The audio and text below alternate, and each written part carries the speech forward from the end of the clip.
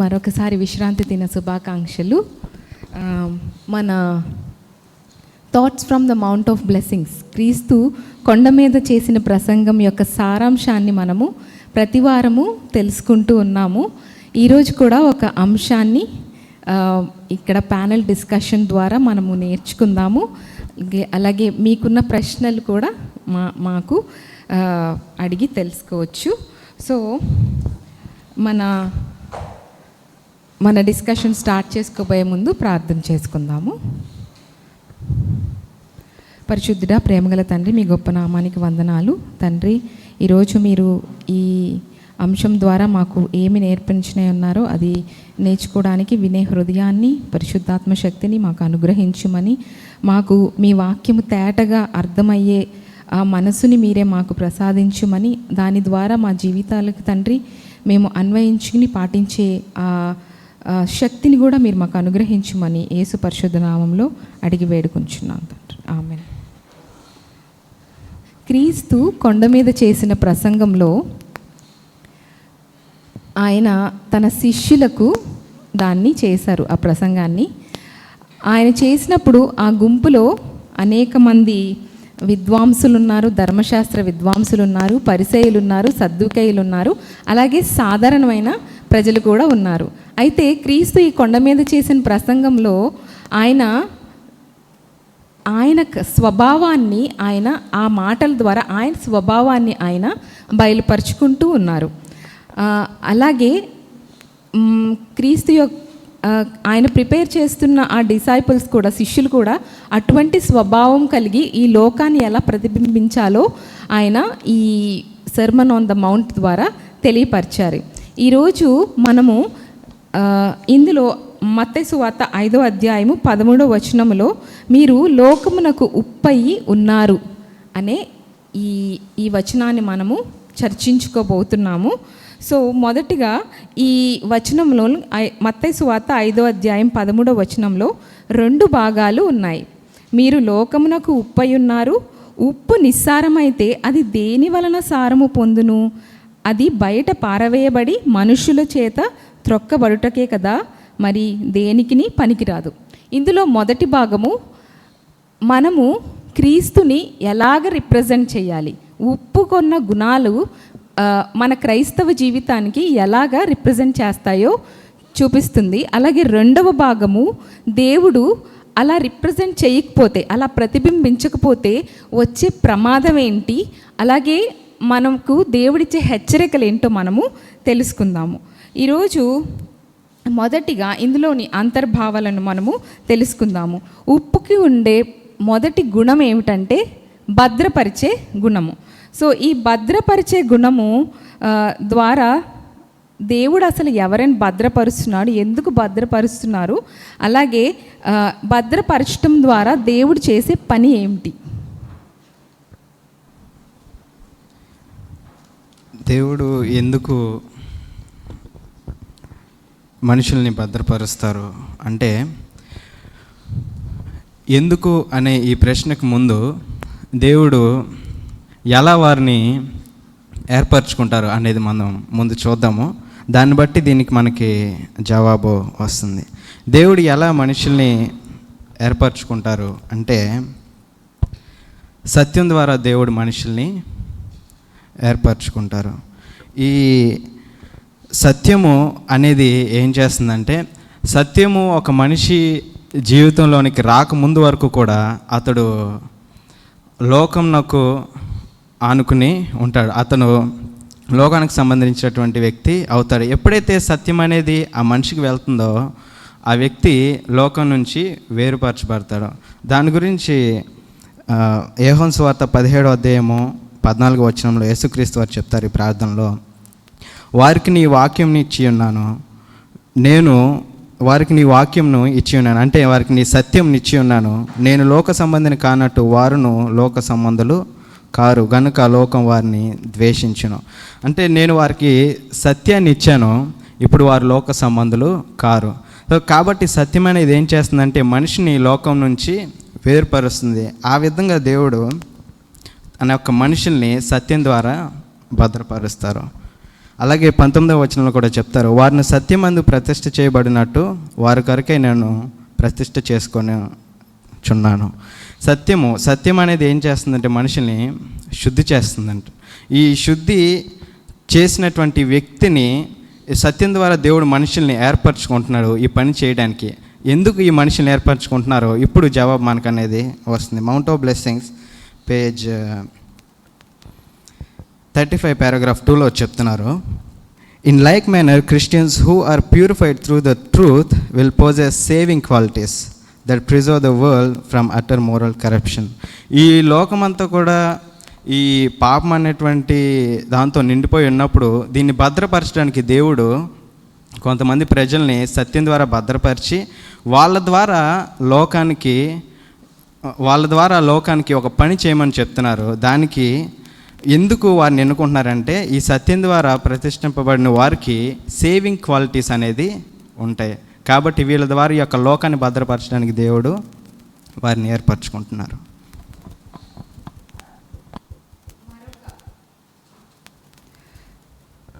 మరి ఇంకా దేనిని తెలియపరుస్తుంది ఈ భద్రపరిచే గుణము? ఇది కృపకు ఎలాగా సంబంధం కలిగి ఉన్నది?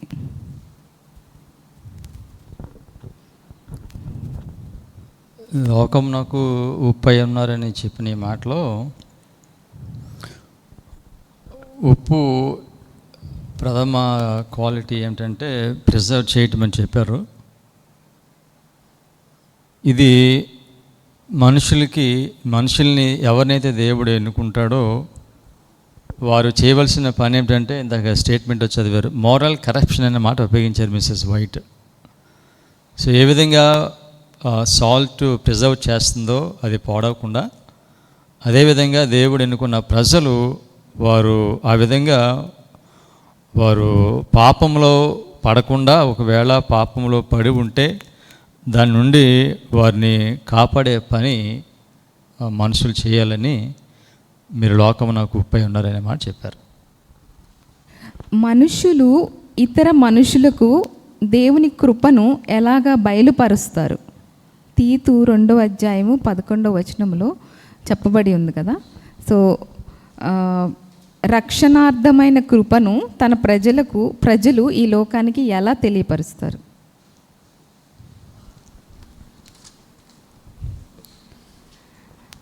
ఈ కృప గురించి మనం తెలుసుకుంటే మొట్టమొదట అసలు కృప అంటే ఏంటో మనము తెలుసుకుందాం.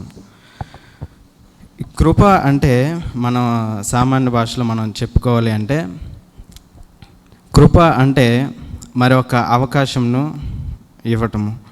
మనిషి పాపం చేశాడు, అటువంటి వ్యక్తి ఇంకా నేను పాపం చేశాను, నువ్వు పాపం చేసావు, నువ్వు బాధపడాల్సిన పని లేదు, నీకు నిరాశ చెందాల్సిన పని లేదు, నీకు నిరీక్షణ లేకుండా ఉండాల్సిన పని లేదు. So I'm giving you another chance, నేను నీకు కృపనిస్తున్నాను, నువ్వు మరలా తిరిగి నా దగ్గరికి రావడానికి. ఈ కృపను ఇవ్వడం అంటే వారికి సత్యాన్ని ఇవ్వడము. నేను మీకు సత్యాన్ని ఇస్తాను, ఆ సత్యాన్ని బట్టి మరలా నువ్వు నా దగ్గరికి తిరిగి రావచ్చు. ఈ యొక్క సత్యాన్ని బోధించడానికి దేవుడు ఒక ప్రజల్ని ఆయన ఎన్నుకొని పంపిస్తున్నారు. సో కృప ద్వారా ఆయన సత్యం ఇవ్వడమే దేవుని కృప. ఓకే, రక్షణలో మొట్టమొదటి భాగము కృప. సో లోకంలో ఉన్న మనుషులకి వారు ఏ విధంగా విడుదల పొందాలి పాపము నుండి అని అంటే, వాళ్ళకి క్రైస్తవ లోకమునకు లేకపోతే ప్రపంచమునకు మనం ఏమి పరిచయం చేయాలంటే మొట్టమొదటిగా దేవుని కృపను పరిచయం చేయాలి. దేవుని కృపను పరిచయం చేయకుండా తర్వాత ఎన్ని మాటలు చెప్పినా అతను చీకట్లోనే ఉంటాడు. సో కనుక మీరు లోకమునకు ఉప్పై ఉన్నారని అంటే, మీరు లోకమునకు దేవుని కృపను పరిచయం చేయాలి. మీరు పరిచయం చేస్తే అప్పుడు అసలు దిద్దుబాటు అనేది, విమోచన అనేది కలుగుతుంది. ఇప్పుడు పాస్టర్ గారు చెప్పారు కదా పరిచయం చెయ్యాలని. సో పరిచయం చెయ్యాలి అనేది 2వ గుణం. సో ఉప్పుకున్న 2వ గుణం ఏమిటంటే, ఉప్పు ఎప్పుడైనా మనం గమనిస్తే అది ఎందులో ఉన్న ఏదన్నా ఒక పదార్థంలో కలిపే గుణము ఉంటుంది అది. సో దాన్ని అలాగే వాడలేం మనము. సో ఉప్పుకి కలిపే గుణము ఉంటుంది. So it has a quality of mingling. So ఈ ఆర్ పెనిట్రేటింగ్. సో ఇది క్రైస్తవ జీవితానికి ఈ మింగ్లింగ్ అనే క్వాలిటీ, ఈ కలిసే గుణం అనే గుణము ఎలాగా వర్తిస్తుంది, ఇది ఏమి సందేశాన్ని ఇస్తుంది మనకు? అంటే మన మనుషుల్ని ఈ మిసెస్ వైట్ అన్నారు, మనుషులను రక్షించాలంటే వాళ్ళకి సన్నిహితంగా ఉండమని చెప్పారు. మనుషులతో సన్నిహితంగా లేకుండా మనుషులను మనం రక్షించలేము కనుక మనుషులకు సన్నిహితంగా ఉన్నప్పుడు వారికి మొట్టమొదటిగా మనం పరిచయం చేయవలసింది వారిలో ఉన్న లోపములు కాకుండా కృపను పరిచయం చేయాలి. మొట్టమొదటిగా వాళ్ళకి చూపించాల్సింది కృప. దాని తరువాత వారికి ఆధ్యాత్మికంగా ఏమి లోపాలు ఉన్నాయో వాటిని వారికి పరిచయము చేయాలి. కనుక ఈ కృప ద్వారా మనకి దేవుడు ఏమి ఇస్తాడనంటే, కృప అంటే కృప ద్వారా దేవుడు ఆయన ప్రజలకు ఇచ్చేది ఏమిటంటే సత్యాన్ని ఇస్తాడు. ఆయన సత్యాన్ని, ఆ సత్యాన్ని మనం ప్రకటించాలి వాళ్ళకి. ఉప్పుకున్న మరొక గుణము ఇది రుచినిస్తుంది. సో ఈ రుచి దేవుని యొక్క రుచి మనుష్యులకు మనం ఎలా చూపించాలి? సో దేవుడు ఇక్కడ రుచినిస్తున్నాడంటే దేవుని ఆడియన్స్లో ఉన్నవారు ఎవరైనా కూడా సమాధానం చెప్పొచ్చు అడిగిన ప్రశ్నకి. సో మీ దగ్గర మైక్ ఉంది. దేవుని యొక్క రుచి క్రైస్తవులు ఎలా చూపించాలి? What does saver represent? దీనిలో ఉప్పు నిస్సారం అయితే అనే మాట ఉపయోగించాడు. నిస్సారం. క్రైస్తత్వం యొక్క సారాంశం ఏమిటంటే మిసెస్ వైట్ అన్నారు ఈ పాఠంలో రాస్తూ, love is as big as universe. ప్రేమ ఈ విశ్వం ఎంత గొప్పదో అంత పెద్దదంట ప్రేమ.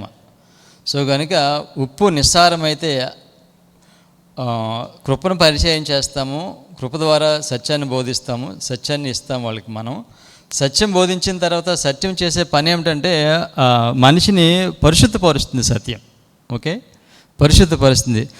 సత్యం మనిషిని పరిశుద్ధపరిస్తే అతని నుంచి ఉత్పన్నమయ్యేది ఏమిటంటే దేవుని యొక్క ప్రేమ. ఓకే, సో కనుక ఉప్పు నిస్సారమైతే అంటే ఉప్పు ఏమి అది ప్రొడ్యూస్ చేయాలంటే దేవుని ప్రేమను, అల్టిమేట్గా దేవుని ప్రేమను ప్రొడ్యూస్ చేయాలి. అది ప్రొడ్యూస్ చేయలేకపోతే దాని పరిస్థితి ఏంటో యేసుక్రీస్తు వచ్చి స్పష్టంగా చెప్పారు. అప్పుడే మనము నిస్సారం గురించి మాట్లాడుకోవట్లేదండి. ఇక్కడ దేవుని గుణము రుచి చూపిస్తుందంటే ఇది ప్రేమ, తర్వాత దేవుని యొక్క నీతి. సో ఈ రెండు గుణాలు రుచికి సూచిస్తున్నాయని ఈ పాఠంలో చెప్పబడి ఉంది. సో ఈ రెండు కలిగి ఉండడం వల్ల ప్రతిఫలం ఏంటి క్రైస్తవ జీవితంలో? ఇవి ఎలా చూపించాలి? Love and righteousness. సో దీనికి ఒక గొప్ప మాదిరి ఏంటంటే యేసుక్రీస్తు వారు. ఆయన తన యొక్క పరిచర్యలో చేసిన ప్రతి పని కూడా మనకు ఒక మాదిరిని చూపిస్తుంది. ఆయన తన యొక్క పరిచర్యను చేసినప్పుడు తను ఎక్కువగా సమూహంతో బోధించడము వాటికంటే కూడా ఆయన ఎక్కువగా personal contact with people. So ఆయన చాలా వ్యక్తిగతంగా మనుషులతో ఉండడము, వారికి తన యొక్క బోధను తన క్రియల రూపంలో చూపించడము, తన యొక్క ప్రేమను తన యొక్క క్రియల రూపంలో చూపించడం అనేది యేసుక్రీస్తు వారు చేశారు. అదే పనిని తన శిష్యులను కూడా చేయమని చెప్పారు. సో కాబట్టి ఈ యొక్క పనిని చేయడానికి మనకు గొప్ప మాదిరి ఏంటంటే యేసుక్రీస్తు వారు చేసినటువంటి వ్యక్తిగత పరిచర్య. సో దీని ద్వారా ఈ యొక్క యేసుక్రీస్తు వారి యొక్క ప్రేమను, తన యొక్క నీతిని మనము క్రియల ద్వారా చూపించాలి. ఇప్పటి వరకు మనము ఉప్పు యొక్క గుణాలను చూసాము. అంటే మనం క్రైస్తవ్యాన్ని ఎలాగ రిప్రజెంట్ చేయాలి, ఎలాగ ప్రతిబింబించాలో నేర్చుకున్నాం. ఇప్పుడు ఇలా ప్రతిబింబించకపోతే వచ్చే నష్టాలు ఏంటి, దాని విషయమై దేవుడు మనకిచ్చే హెచ్చరికను మనకు 2వ భాగములు తెలియజేస్తుంది. ఉప్పు నిస్సారమైతే దేని వలన సారము పొందదు, అది బయటకు పారవేయబడి మనుషుల చేత త్రొక్కబడుటకే. ఇప్పుడు నిస్సారం అయితే వచ్చే ప్రమాదం ఏమిటో మాకు వివరించండి.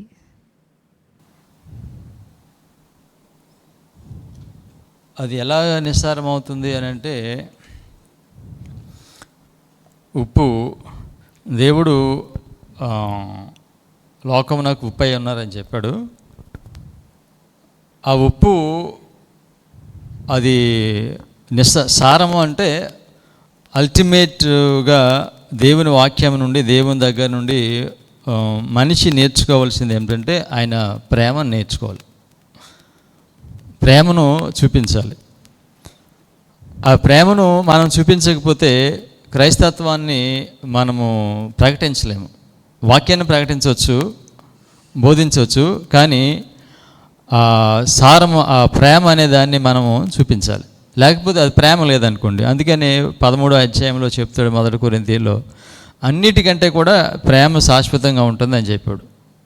శాశ్వతంగా ఉంటుందని చెప్పాడు. సో కనుక ఆ ప్రేమ లేకపోతే ఇక అతను ఇంకెందుకు పని చేయడు అనమాట. ఇంకేమి యూజ్లెస్ అయిపోతాడు. యూజ్లెస్ అయిపోతే ఇక అతనికి దేవునితో ఉండే అర్హత, ఆధిక్యత ఇంకా ఉండదు. సో కనుక ఈ క్రైస్తవ జీవితంలో మనము అల్టిమేట్గా మనం నేర్చుకోవాల్సింది ఏమిటంటే యేసుక్రీస్తు వారి యొక్క ప్రేమను మనం మనుషులకు చూపించాలి. ఇక్కడ మరొకటి చెప్పబడి ఉంది.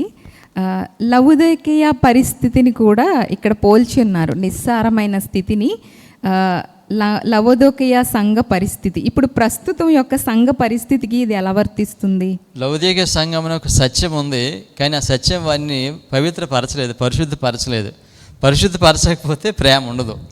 సో మనకి ప్రేమ ఎలా వస్తుందంటే వాక్యం, సత్యం మనం పరిశుద్ధపరిచినప్పుడే, వాక్యం చేత, సత్యం చేత పరిశుద్ధపరచబడినప్పుడే యేసుక్రీస్తు వారి యొక్క గుణశీలత మనకు వస్తుంది, ప్రేమ వస్తుంది. లౌకిక సంఘం నాకు చాలా సత్యం ఉంది, కానీ ఆ సత్యం వారిని పరిశుద్ధపరచలేదు. అందుచేత వారికి దేవుని ప్రేమ లేదండి. ఆడియన్స్లో ఇంకేమన్నారు చెప్తారా? నేను I'll go back to your first point, please. Okay, we have to be the salt of the earth, we have to be salt of this earth. ఈ సాల్ట్ ఏం చేస్తుందంటే ఇట్ డిఫ్యూజెస్, ఇన్కార్పొరేట్ చేస్తుంది. ఓకే, అది mingle అవుద్ది. అంటే salt is a preservative అని కూడా చెప్పారు మీరు. Salt preserves the people that it diffuses in to, and also stays preserved. Salt అది పాడవదు. మనమే సాల్ట్ అయి ఉంటే మనం ఎప్పుడు పాడవు, మింగిల్ అయ్యే వాళ్ళు కూడా పాడవ్వకూడదు. All right, because it gives taste కూడా.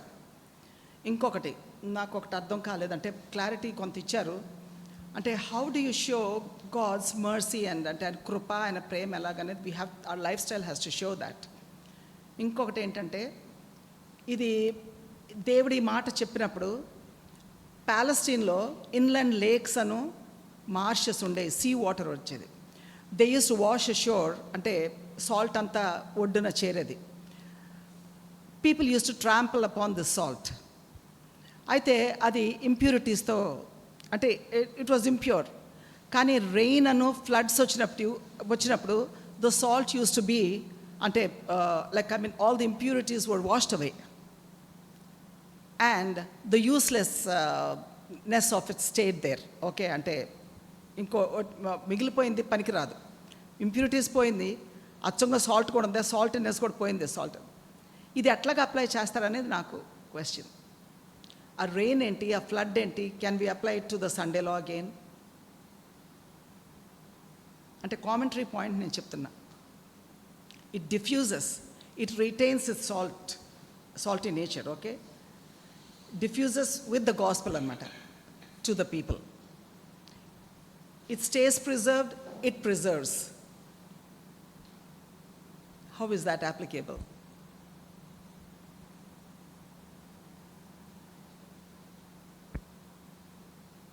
మేబీ అది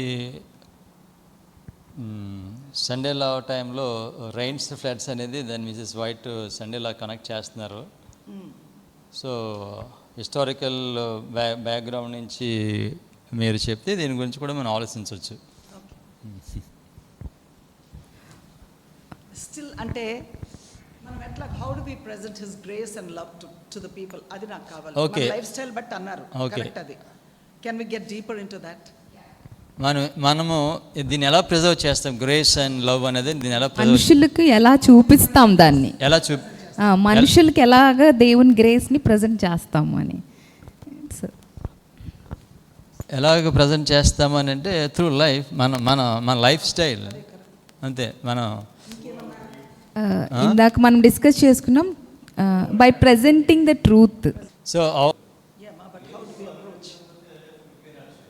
సో మన దీనిని మనుషుల దగ్గరికి ఎలా తీసుకెళ్ళగలం అనేదేనా మీ ప్రశ్న. సో అన్యులు ఉంటే వాళ్ళ దగ్గరికి, సో ఫస్ట్ థింగ్ మనం వాళ్ళకి ట్రూత్ని ప్రజెంట్ చేయాలి. ట్రూత్. సో పరిశుద్ధ గ్రంథం నుండి సత్యాన్ని మనం వారికి బోధించాలి. అది ఏ డెనామినేషన్ అయినా కావచ్చు, ఎవరైనా కావచ్చు, హిందూస్ అయినా కావచ్చు. కనుక ఫస్ట్ అఫెండ్ చేయకుండా సింపుల్ ట్రూత్ మనం వాళ్ళకి బోధించాలి. ఇంకో మాట మనం ఏమైతే బోధిస్తామో అది మన జీవితంలో కనిపించాలి. ఇంకొకటి, బైబిల్ అనేది స్పష్టంగా ఇది యేసు ప్రభు గురించి అని చెప్పే బదులు మనం ప్రాఫెసీస్ ఎలా ఫుల్ఫిల్ అవబోతున్నాయి ఇన్ ద నియర్ ఫ్యూచర్ అని చెప్తే దిల్ బి మోర్ అట్రాక్టెడ్. అవునా? సో ఈ ట్రూత్లో మెయిన్ పార్ట్ ఏంటంటే ప్రాఫెసీ. సో కనుక ప్రాఫెసీ ఏ విధంగా ఫుల్ఫిల్ అయింది, ఇదే ప్రాఫెసీ భవిష్యత్తులో ఎలా ఫుల్ఫిల్ అవుతుంది. సో మనం గతంలో జరిగిన ప్రాఫెసీని చూపిస్తే భవిష్యత్తులో జరిగేదాన్ని కూడా నమ్ముతారండి వాళ్ళు. సో కనుక ప్రాఫెసీస్ గుడ్ ప్లాట్ఫామ్ అవుతుంది వెళ్ళడానికి. మరి కృపా ప్రేమ ఎలా వ్యక్తపరుస్తాం వాళ్ళకి? మన లైఫ్ స్టైలే మనం ఏమైతే బోధిస్తున్నామో దానిని మనము జీవించడమే. ఓకే, నెక్స్ట్ క్వశ్చన్ కూడా కృపకి సంబంధించిందే. సో మనలో దేవుని కృప లోపించినప్పుడు మనము లోకానికి ఏ విధమైన సాక్ష్యాన్ని ఇస్తున్నాం? కృప లోపించినప్పుడు ఏ విధమైన సాక్ష్యాన్ని ఇస్తున్నాం? మనలో కృప లేనప్పుడు సాక్ష్యం ఇస్తున్నాం ఒకటి లోకానికి. అది ఏం సాక్ష్యం? ఇందులో చాలా కీలకమైన పాయింట్ ఉంది ఈరోజు పాఠంలో. అదేమిటి? ఆ మాట ఏమిటంటే, మనం సత్యాన్ని బోధిస్తున్నాం. ఈ సత్యం నాకు శాంక్టిఫైయింగ్ ట్రూత్ శాంక్టిఫై చేస్తుంది. మనం కృపను చూపించలేకపోతే మనం చెప్పే సత్యము అది పరిశుద్ధపరచలేదని చెప్తున్నాం. కృపను చూపించకపోతే, లేకపోతే ప్రేమను చూపించకపోతే మనం చెప్పే ఈ సత్యం నాకు శాంక్టిఫైయింగ్ పవర్ లేదు అని తెలియచేయడం అవుతుంది. Any comment? మనం కృప ఎలా చూపిస్తామో ఓవర్లుక్ దేర్ ఫాల్ట్స్, అంతేనా? మనం కృప అంటే దానిలో చెప్పండి, ఓవర్లుక్ చేసే ఫాల్ట్స్ ఉన్నాయి, ఐడెంటిఫై చేసే ఫాల్ట్స్ కూడా ఉంటాయండి. ఓకే. సో కనుక ఇట్ డిపెండ్స్.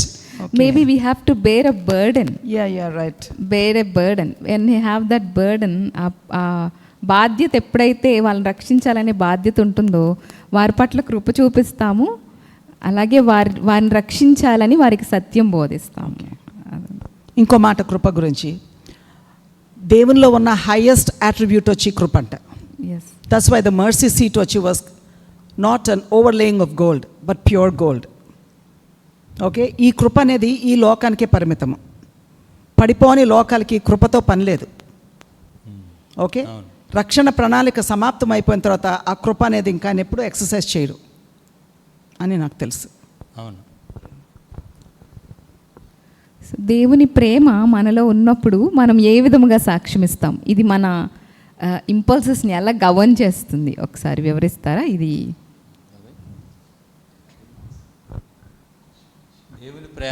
దేవుని ప్రేమ ఒక మనిషి హృదయంలో ఉన్నప్పుడు ఈ లోకానికి అతను ఏ విధమైన సాక్ష్యం ఇస్తాడు?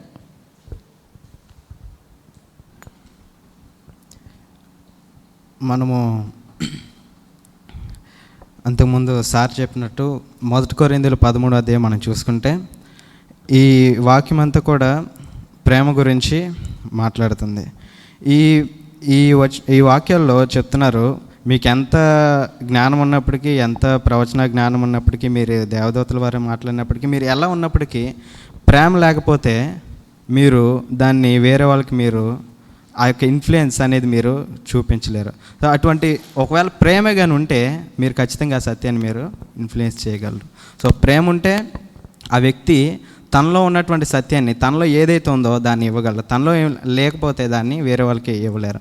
సో అతనికి కానీ ప్రేమ ఉంటే అతను సత్యాన్ని, దానికి ఉన్నటువంటి ఆ యొక్క ఇన్ఫ్లుయెన్స్ని క్లియర్గా చూపిస్తారు.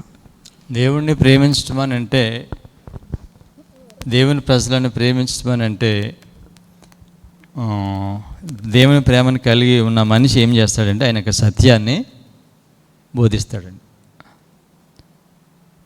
ప్రేమ మిసెస్ వైట్ చెప్పారు, వాక్యము ఆ ప్రేమ మనలో ఉంటే అది మనల్ని చాలా బలవంతం చేస్తుందంట సత్యం చెప్పమని.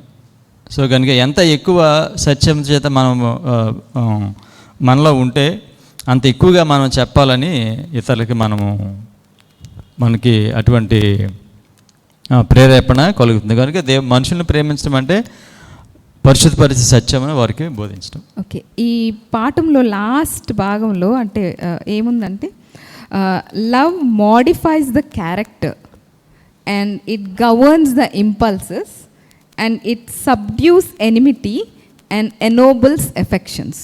సో ప్రేమ క్యారెక్టర్ని మోడిఫై చేస్తుంది, అలాగే మన భావోద్వేగాలన్నిటినీ కూడా గవర్న్ చేస్తుంది, అవి మన కంట్రోల్లో ఉండేలాగా చేస్తుందట ప్రేమ, దేవుని ప్రేమ మన హృదయంలో ఉన్నప్పుడు.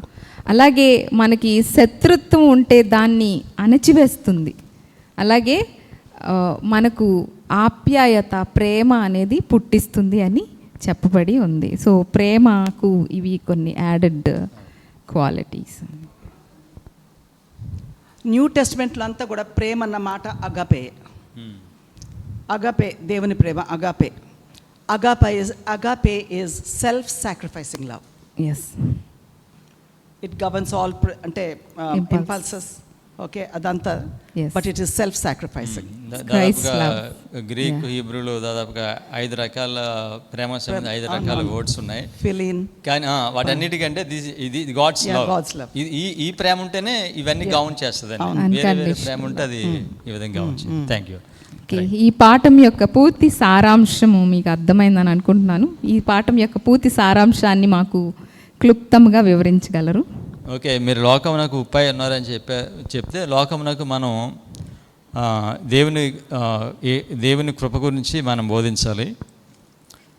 కృప గురించి మనం బోధించడం అంటే కృప నుండి మనకి దేవుని సత్యాన్ని బోధిస్తాం. ఆ సత్యము ఆ మనిషిని పరిశుద్ధపరుస్తుంది. సత్యం చేత మనిషి పరిశుద్ధపరచబడిన వాడు లోకమునకు ఉప్పై ఉంటాడు. సో సత్యం చేత పరిశుద్ధపరచబడితే కనుక ఆ మనిషి దేవుడు ఏ విధంగా ప్రేమ ఉన్నాడో అటువంటి ప్రేమ స్వభావం కలిగి ఉంటాడు. సో లోకమునకు ఉప్పై ఉన్నారంటే యేసుక్రీస్తు వారి ప్రేమను లోకమునకు మీరు చూపించడానికి నేను మిమ్మల్ని ఎన్నుకున్నానని ఆ మాట ద్వారా చెప్తున్నారు. ఒక్క మాట అండి, can we say that Jesus himself was like salt? Yeah, definitely. సెల్ఫ్ని ప్రిజర్వ్ చేసుకున్నాడు. He diffused and he didn't. ఆయన ఎప్పుడు పాడైపోలేదు. He gave taste to his message. Yeah. Okay. Yes. So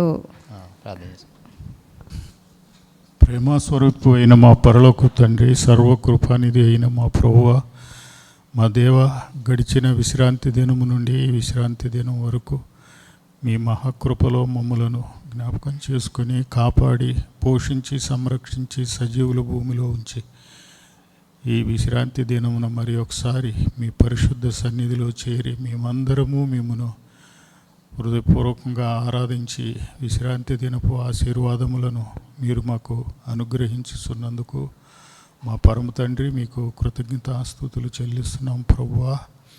నాయనా, ఇప్పటి వరకు మీ వాక్య ధ్యానంలో మమ్మల్ని ఎంతగానో మీరు మీ వాక్యము ద్వారా సంధించారు మా ప్రభువా. అనేకమైనటువంటి లోతైన సత్యములను మీ వాక్యము ద్వారా మీరు మాకు నేర్పించినందుకు మీకు కృతజ్ఞతలు చెల్లిస్తున్నాను మా ప్రభువా.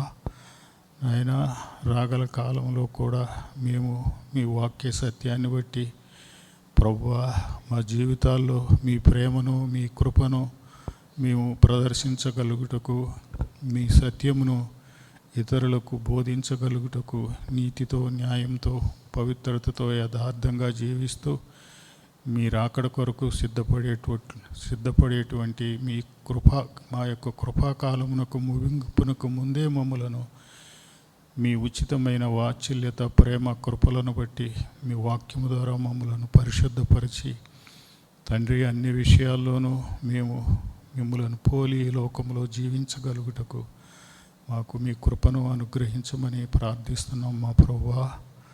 తండ్రి, ఈ సంఘాన్ని మీరు నిలబెట్టి ఇప్పటి వరకు మీరు మా పట్ల ఎంతో కృపను చూపించారు తండ్రి. రాబోయే సండేల కాలంలో, శ్రమల కాలంలో మేము ఆ శ్రమల బాధకు తట్టుకో